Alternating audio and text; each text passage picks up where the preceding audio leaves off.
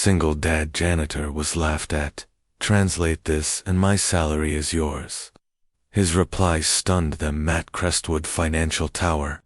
No one paid much attention to the janitor, wearing a faded blue uniform and pushing a squeaky cart every night. James Nolan, a single father in his 40s, worked in silence. He always had tired eyes, calloused hands, and a folded picture of his daughter Lily tucked into his breast pocket. James wasn't stupid. He just had responsibilities. Once a promising linguistics student at a top university, he had dropped everything.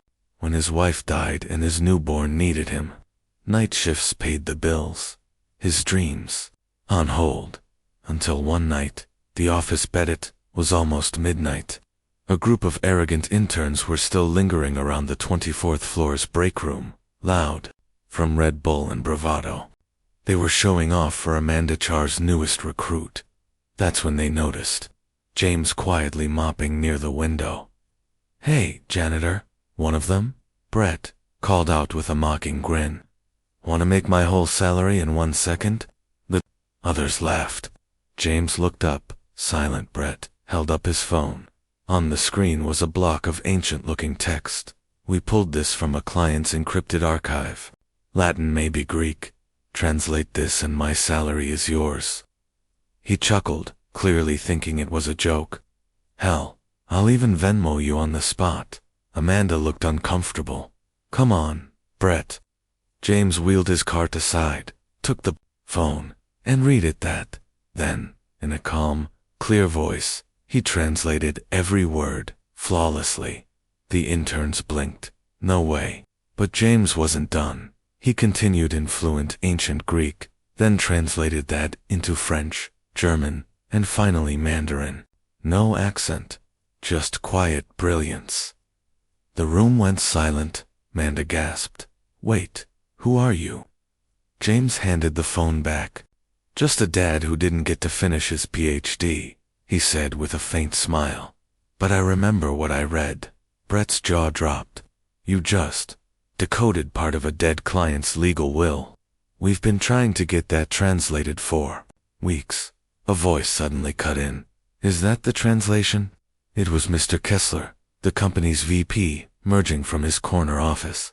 "Let me see that." He reviewed the phone, then looked at James.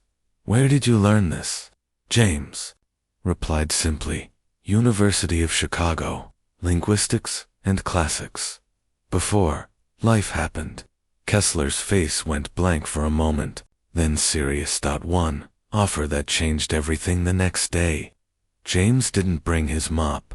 He was sitting in the executive conference room. In front of him were lawyers, coffee, and a contract. The company wanted him, badly. They offered him a position as a senior translation consultant, double Brett's salary, flexible hours for his daughter, and a full-ride scholarship for Lily's future. All because one man who was laughed at chose to stand tall for a moment. Months later, James dropped Lily off at her new school, a private academy she had dreamed about for years, as she kissed him goodbye and ran inside. A few parents glanced at the man in the clean suit by the car. They didn't know he used to scrub their office floors. But James didn't care. He had already translated the most important thing in life, sacrifice into opportunity, and he wasn't done yet. The office, ripples. The stories spread like wildfire. By Monday morning, everyone at Crestwood Financial had heard the tale. The janitor, who spoke ancient Greek. People whispered in elevators, stunned that the same man they'd ignored every night had skills that rivaled their own. Ivy League educations. But James didn't walk in with a swagger. He walked in with a briefcase, a calm face, and a promise to himself. Don't change who you are. Just change the room you're standing in. He spent his first week decoding hundreds of archived documents that had stalled million-dollar deals. His work was precise, thoughtful, and elegant. No AI tool could do what he did. Because James didn't just speak languages, he understood context, nuance, and culture. That made him priceless. A bitter intern's melt Brit The same intern who challenged him started spiraling. He couldn't stand that. James had replaced him on the project and was now being invited into executive meetings. One day, during a staff presentation, Brett made a snide comment. Funny how mopping floors qualifies someone for a six-figure job. The room fell awkwardly silent. James looked at him with a calm stare. Then he quietly slid a printed document across the table. It was a complex legal clause from an old Roman dialect, one the firm had been misinterpreting for years. The correct translation James provided. It meant Crestwood had accidentally voided a contract worth $14 million. He had just saved them a legal disaster. The board applauded. Brett was asked to leave the room. The unexpected visitor one rainy evening. As James packed up, a woman waited. In the lobby, she wore a brown coat, eyes tired, hands nervous. Are you James Nolan? Yes. I'm Professor Elaine Voss. I taught linguistics at Chicago. You were my best student. James froze. I read about you in the news. I had to see it for myself. They sat in the cafe nearby, catching up. Elaine teared up as she listened. You had a gift. I always believed in you. I'm sorry the system failed you. James shook his head. It didn't fail me. Life just rerouted me. She smiled, then offered something unexpected. I'm starting a new research institute.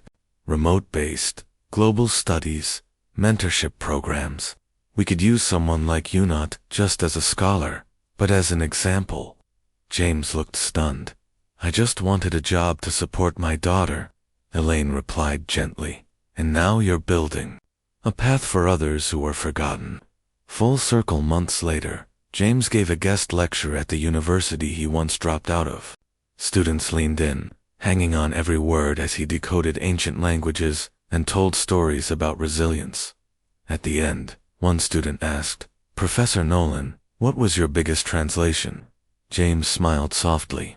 My life, he said. I took something hard to understand, grief, sacrifice, failure, and rewrote it into something meaningful. Lily graduated valedictorian 4 years later. When asked in her speech who her biggest inspiration was, she pointed to her father in the front row.